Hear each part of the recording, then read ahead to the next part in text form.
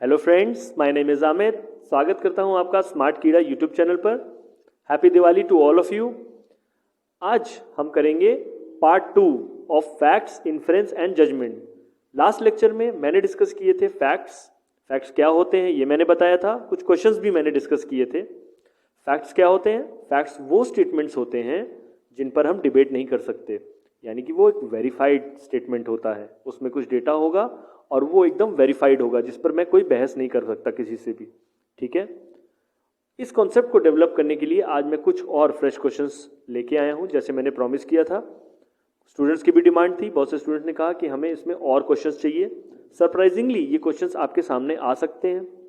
Decision taking में तो कुछ भी आ सकता है, कोई सिलेबस डिफाइंड तो है नहीं, और ये क्वेश्चंस देखे गए हैं। अक्सर ये क्वेश्चंस ऑलमोस्ट सभी एग्जाम्स में कभी ना कभी रिपीट हो जाते हैं, यानी कि कुछ स्टेटमेंट्स दिए होंगे और आपसे ये पूछा होगा कि क्या इसमें से कोई फैक्ट है, क्या इन्फरेंस है और क्या जजमेंट्स हैं। फैक्ट्स क्या नहीं होते हैं ये भी मैंने इस पर्टिकुलर पिछले लेक्चर में डिस्कस किया है, जैसे एडवाइसेस, जजमेंट्स, ओपिनियंस, इन्फरेंसेस। अब ये सब क्लियर अगर आपको देखना हो तो आप प्लेलिस्ट में जाकर देख सकते हैं। और आज हम डिस्कस करेंगे fresh questions related to facts, inference and judgments. तो चलिए बिना समय गवाए इस सेशन को स्टार्ट करते हैं। और पहला सवाल ये रहा आपकी स्क्रीन पे।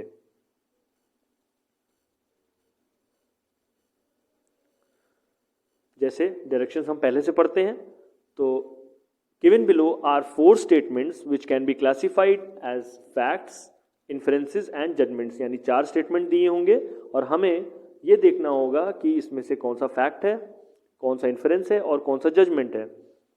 पहले आप चाहें तो इसको पॉज करके पढ़ सकते हैं, ठीक है, और इसको सॉल्व करने की कोशिश कर सकते हैं, और मैं भी अब आपके साथ साथ इसको डिस्कस करूंगा। तो चलिए पहला स्टेटमेंट देखते हैं।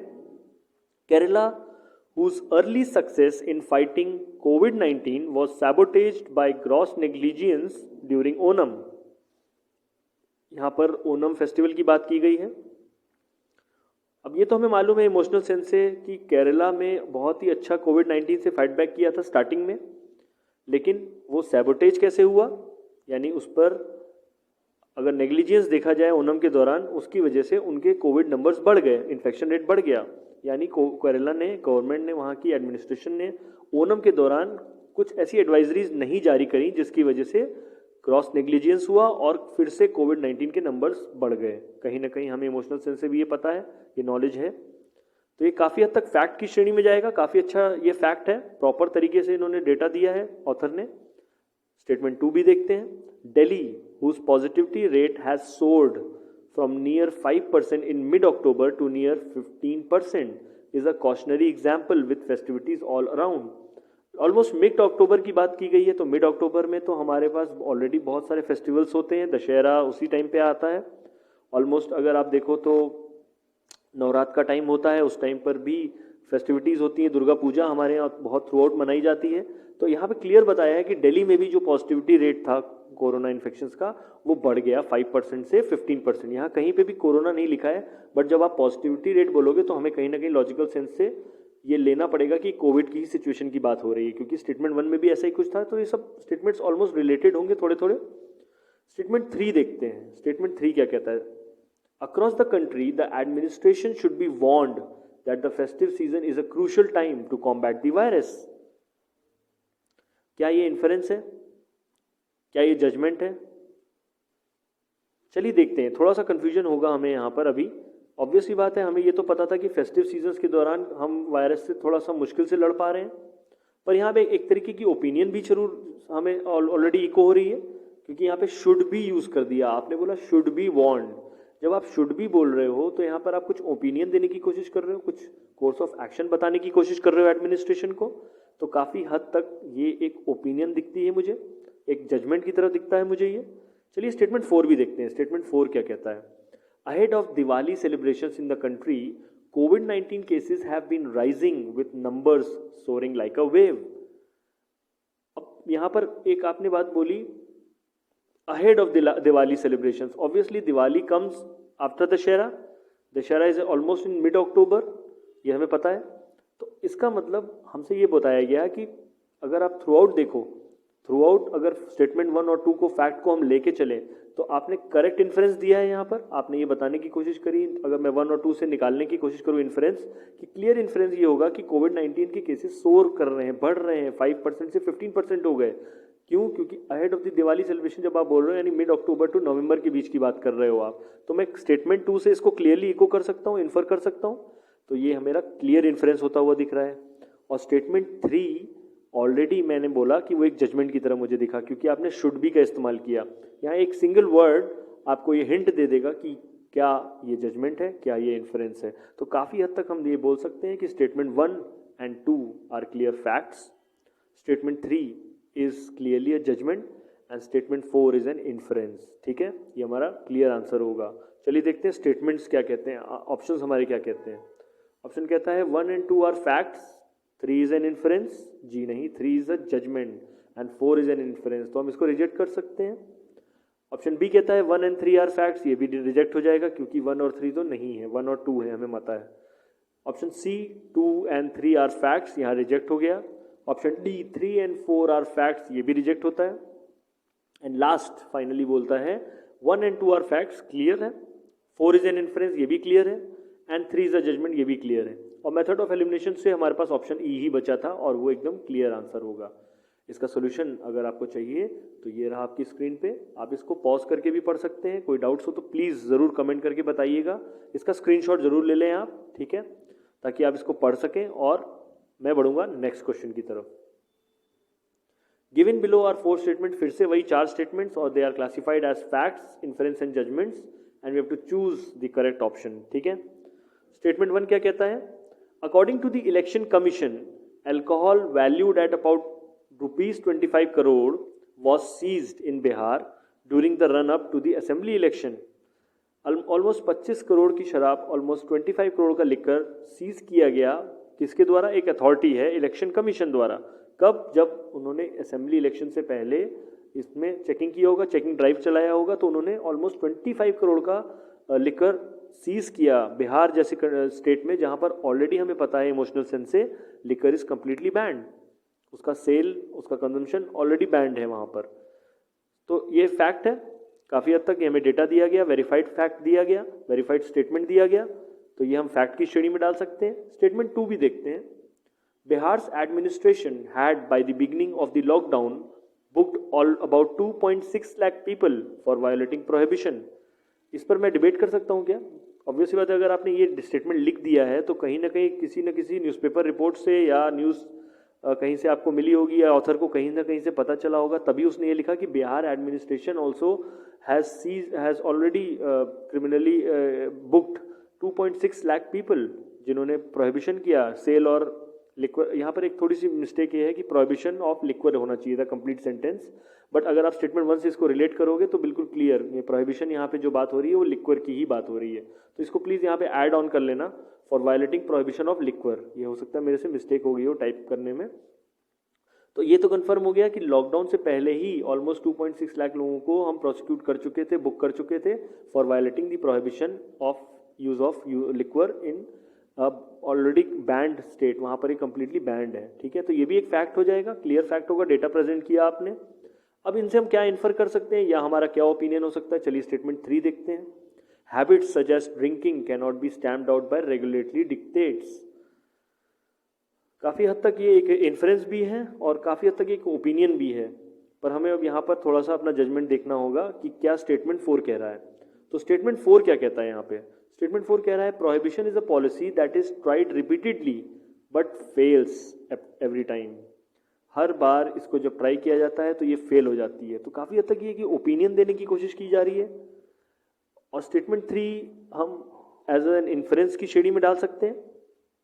जैसे ड्रिंकिंग की जो हैबिट है, इसको अगर आप चाहे जितना रेगुलेट कर लो, इसको आप स्टैंप आउट नहीं कर सकते। वो कैसे प्रूव हुआ? वो ऐसे प्रूव हुआ क्योंकि 25 करोड़ की लिक्वर को आपने सीज किया असेंबली इलेक्शन से पहले और लगभग 2.6 लाख लोगों को आपने प्रोसिक्यूट किया, बुक किया for violating the prohibition by Bihar administration. ये भी क्लियर फैक्ट है और इससे इन दोनों से हम क्लियर इन्फ्रेंस दे सकते हैं कि ड्रिंकिंग जैसी हैबिट्स को तो आप स्टैंप आउट कर ही नहीं सकते, आप लोगों को रोक ही नहीं सकते। तो आपको ऐसा कुछ बनाना लॉ कुछ फ़ायदे का सौदा तो नहीं दिखता मुझे।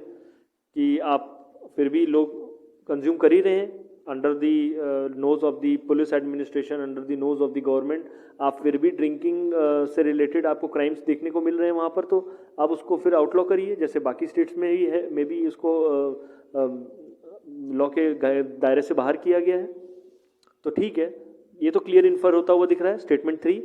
और स्टेटमेंट 4 काफ़ी हद तक एक ओपिनियन या जजमेंट होगा कि प्रोहिबिशन एक ऐसी पॉलिसी जिसमें आपको जितना आप रिपीट कर दो तो फेल हो जा रही है, वो तो हमें दिख भी रहा है कहीं हद तक, काफ़ी हद तक ये भी क्लोज इन्फ्रेंस है, बट कहीं ना कहीं हम लाइन ऑफ देखें in the light of the option 3, statement 4 is a clear judgment. ठीक है, यानी 3 is an inference and 4 will be the judgement.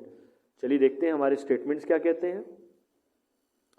Option A कहता है 1 and 2 are facts, 3 is an inference and 4 is a judgment. बिल्कुल बिल्कुल, ये तो हमें पहले ही मिल गया। हमने 3 को इन्फ्रेंस की श्रेणी में डाला और 4 को जजमेंट की श्रेणी में डाला। इसका सोल्यूशन अगर आपको देखना हो तो आप पॉज करके पढ़ सकते हैं। ये रहा इसका सोल्यूशन, ऑप्शन ए इसका क्लियर आंसर है। ठीक है, यहाँ पर लिखा भी है statement 3 provides clear inference from the facts. ठीक है, चलिए मैं बढ़ूंगा नेक्स्ट क्वेश्चन की तरफ। क्वेश्चन नंबर 3, पहला स्टेटमेंट देखते हैं, डायरेक्शन सेम वही होंगे। स्टेटमेंट 1 क्या कहता है? Unlike SARS, COVID has accentuated the negatives of the global order with consequences still unfolding। यहाँ पर कुछ बताने की कोशिश की गई है, ऑलमोस्ट एक फैक्ट की तरह ही बताया गया है कि कोविड ने ऑलमोस्ट देखा जाए तो थ्रू आउट अगर आप देखो तो जो ग्लोबल ऑर्डर है उसमें कुछ ना कुछ नेगेटिविटी हमें देखने को मिल रही है, जैसे सार्स में हमें देखने को मिलती है, एंड स्टिल अनफोल्डिंग, ये स्टिल अभी बढ़ रहा है। चलिए देखते हैं स्टेटमेंट 2 क्या कहता है। स्टेटमेंट 2 कहता है in the US alone 26 million people have lost their jobs. ये भी एक फैक्ट देने की कोशिश की गई है, लगभग यूएस में 26 मिलियन लोगों की जॉब्स जा चुकी हैं। ठीक है, स्टेटमेंट 3 क्या कहता है? स्टेटमेंट 3 कहता है Covid situation has doubled down on the Darwinian world order while survival is only for the fittest. थोड़ा सा टफर लेवल का क्वेश्चन होगा ये, थोड़ा सा ध्यान से हमें पढ़ना होगा। काफी हद तक स्टेटमेंट 2 में एक डेटा दिया है तो वो भी एक फैक्ट की श्रेणी में जा सकता है। स्टेटमेंट 1 भी हमें काफी हद तक एक डेटा देने की कोशिश की गई है, ये चीज बताने की कोशिश की गई है जैसे सार्स में ऐसा नहीं हुआ था, बट कोविड में तो ऐसा हुआ है कि पूरा का पूरा वर्ल्ड ऑर्डर चेंज हुआ है। कुछ नेगेटिविटी की बात की गई है वहां पर, कुछ कॉन्सिक्वेंसेस की बात की गई है जो कि अभी भी अनफोल्ड हो रहे हैं। चलिए ठीक है, स्टेटमेंट 3 में आपने कहा कि COVID situation has doubled down on the Darwinian world order where survival is only for the fittest. क्या मैं ये इन्फर कर पा रहा हूँ? अभी तक मुझे कुछ इस बारे में डेटा ज़्यादा नहीं है। क्या ऐसा हुआ है कि कोविड सिचुएशन ने हमारी जो, जैसे डार्विनियन वर्ल्ड ऑर्डर में हमसे बोला गया, डार्विन ने जो एक फिलॉसफी दी थी कि सर्वाइवल जो होता है हमेशा सिर्फ फिटेस्ट का होता है। ठीक है, यही एक वर्ल्ड ऑर्डर है। क्या ऐसा ही डबल कर दी कोविड ने उस सिचुएशन को? क्या सिर्फ जो फिटेस्ट होंगे आज की डेट में वही सर्वाइव करेंगे? अगर हम ऊपर के फैक्ट्स को देखें, सिर्फ अमेरिका जैसी देश में जहाँ पर 26 मिलियन लोगों का जॉब जा चुका है, तो एक सीरियस कॉन्सिक्वेंस है। ठीक है, काफ़ी हद तक ये इन्फ्रेंस की श्रेणी में जा सकता है। चलिए देखते हैं स्टेटमेंट 4 क्या कहता है। Across the world Covid could bring mass starvation and the empowerment of hundreds of millions who made it out of poverty in the last 2 decades. अब जब कुड का शब्द आपने यहाँ पे बोल दिया, कुड ब्रिंग, दैट मीन्स कहीं ना कहीं आप एक ओपिनियन देने की कोशिश कर रहे थे, आप एक जजमेंट देने की कोशिश कर रहे थे। स्टेटमेंट 3 काफ़ी हद तक मुझे इन्फ्रेंस लगा, बहुत ही क्लियर इन्फ्रेंस लगा। क्यों? क्योंकि 1 और 2 के फैक्ट्स के बेसिस पे ये बोल सकता हूँ कि वर्ल्ड ऑर्डर, यहाँ पे वर्ल्ड ऑर्डर ऊपर भी बोला गया था, स्टेटमेंट 1 में इको हुआ वर्ल्ड ऑर्डर, और वैसा ही कुछ स्टेटमेंट 3 में भी देखो, आप इको देखोगे दोनों का तो काफ़ी हद तक ये इन्फर होता हुआ दिखेगा। क्यों? क्योंकि हमें पता चला है कि 26 मिलियन से ज़्यादा लोगों की जॉब्स गई हैं यूएस में, और COVID is regularly unfolding serious consequences related to economy, related to lives of the people. Health, हमारे पास एक हेल्थ इमरजेंसी आ चुकी है और हमारे पास एक इकोनॉमिक इमरजेंसी भी आ चुकी है कोविड की सिचुएशन की वजह से, पैंडेमिक लॉकडाउन्स की वजह से। तो काफ़ी हद तक हम यूएस और इसके एग्जाम्पल से ये वर्ल्ड ऑर्डर का जो सिचुएशन जो डार्विनियन ने बताई थी कि हमेशा सर्वाइवल ऑफ द फिटेस्ट होता है, और जो लैडर में सबसे ऊपर होते हैं वो बच जाते हैं और नीचे के लोग खत्म हो जाते हैं। तो काफ़ी हद तक कोविड सिचुएशन ने उस चीज़ को डबल किया, ये इन्फर होता हुआ दिखा मुझे। तो statement 3 will be an inference, statement 4 is a clear judgment, 1 and 2 will be fact. तो यानी हमारा आंसर क्या होगा? चलिए देखते हैं। 1 and 2 are fact, 3 is an inference and 4th is a judgment. क्या ये हमारा आंसर होगा? जी हाँ, ये हमारा क्लियर आंसर होगा। ठीक है, ऑप्शन ए हमारा क्लियर आंसर होगा, हम इस पर टिक कर सकते हैं। और इसका एक्सप्लेनेशन अगर आपको पढ़ना हो तो यहाँ पर क्लियरली दिया हुआ है। ठीक है, चलिए आज का लास्ट क्वेश्चन की तरफ हम बढ़ेंगे। बहुत ही लेंदी इसकी एक्सप्लेनेशन है, आप इसको स्क्रीनशॉट ले सकते हैं। और मैं बढ़ूंगा लास्ट क्वेश्चन की तरफ आज के। फिर से वही डायरेक्शन, सिमिलर डायरेक्शंस हैं। ठीक है, स्टेटमेंट 1 क्या कहता है? Genuinely revolutionary reform will come when the government creates an enabling environment that offers millions of aspirants for government jobs, better alternatives in the private sector. ठीक है, थोड़ा सा मॉडरेट यहाँ लिखा जरूर है, बट थोड़ा सा डिफिकल्ट ये भी क्वेश्चन होगा। यहाँ पर बताया genuinely revolutionary reform will come when the government creates an enabling environment that offers millions of aspirants for government jobs, better alternatives in the private sector। यहाँ पर कुछ गवर्नमेंट जॉब्स की बात की गई है, कुछ एस्पायरेंट्स की बात की गई है, बहुत से मिलियंस ऑफ एस्पायरेंट्स हैं जो कि गवर्नमेंट जॉब के लिए मेहनत कर रहे हैं। और यहाँ पर बात हो गई है ऑल्टरनेटिव्स प्रोवाइड करने की प्राइवेट सेक्टर में। काफ़ी हद तक देखा जाए तो ये कुछ बताने की कोशिश की एज एन ओपिनियन और एज एन इन्फरेंस और एज ए जजमेंट, ये हो सकता है। चलिए ठीक है, इसको मैं फिलहाल फैक्ट तो नहीं बोल सकता। चलिए बढ़ते हैं स्टेटमेंट 2 की तरफ। The economy has witnessed a contraction in salaried jobs and a growth in informal sector jobs. ये अब मुझे कुछ बताया है आपने, अब यहाँ पे कुछ एविडेंस प्रोवाइड करने की कोशिश की गई है कि इकोनॉमी ने इस समय जो विटनेस करा है कॉन्ट्रैक्शन, वो तो हम देख रहे हैं कोविड सिचुएशन के बाद से सैलरीड जॉब्स कम हो गए हैं, इनफॉर्मल सेक्टर में भी ग्रोथ कम हो गई है। तो एक फैक्ट है जी, और काफ़ी हद तक क्लियर है, ये हमारे इमोशनल सेंस से भी हमें पता है।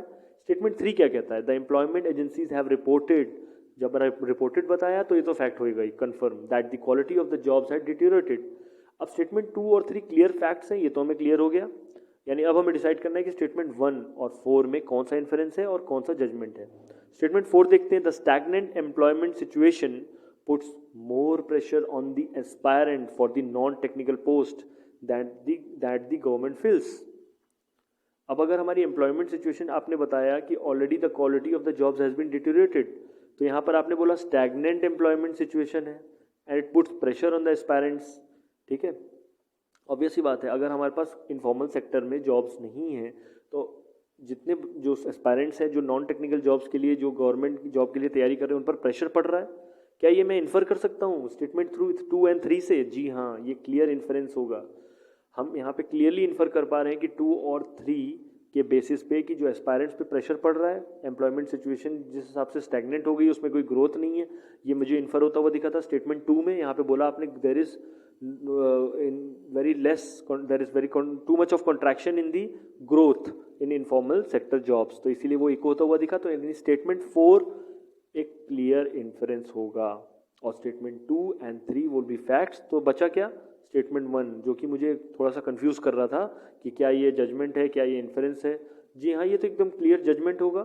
Genuinely revolutionary reform will come, जब आप बोल रहे हो विल कम यानी आएगा, जब गवर्नमेंट करेगी क्या? जब वो करेगी एनवायरनमेंट को चेंज, और वो करेगी एक ऐसा एनवायरनमेंट बनाएगी जिसमें हमारे प्राइवेट सेक्टर को बूस्ट मिलेगा, ताकि लोगों को एक ऑल्टरनेटिव मिले गवर्नमेंट जॉब से। ठीक है, सभी लोग गवर्नमेंट जॉब नहीं कर सकते, it's potentially very difficult to provide government job to each and every person. ये हमने देख लिया, हमारे जो नंबर ऑफ पॉपुलेशन है, जितने एस्पायरेंट्स हैं, उसके हिसाब से हमें ये पता है। ठीक है, तो हमें प्राइवेट सेक्टर में भी जॉब्स को बढ़ाना होगा, और that will reforms, revolutionary reform will come अगर हमने ऐसा कर दिया। तो इसका मतलब स्टेटमेंट 1 एक जजमेंट होगा, स्टेटमेंट 4 एक इन्फ्रेंस होगा, 2 और 3 फैक्ट होगा। तो चलिए ठीक है, मेरा ऑप्शन क्या होना चाहिए आंसर? यहाँ पे दिया है 1 और 2 are facts, 3 is an inference. जी नहीं, 1 और 3 are facts, 2 is an inference, ये भी गलत होगा। 2 और 3 आर फैक्ट्स, जी हाँ। 4th is an inference and 1 is a judgment, बिल्कुल क्लियर आंसर होगा मेरा ये। ऑप्शन सी एकदम क्लियर आंसर होगा। इसका सोल्यूशन अगर आपको चाहिए तो यहाँ पे दिया हुआ है, आप पढ़ सकते हैं इसको पॉज करके। इसी के साथ मैं इस वीडियो को आज समाप्त करूँगा, इसका स्क्रीनशॉट आप ले लें। ठीक है,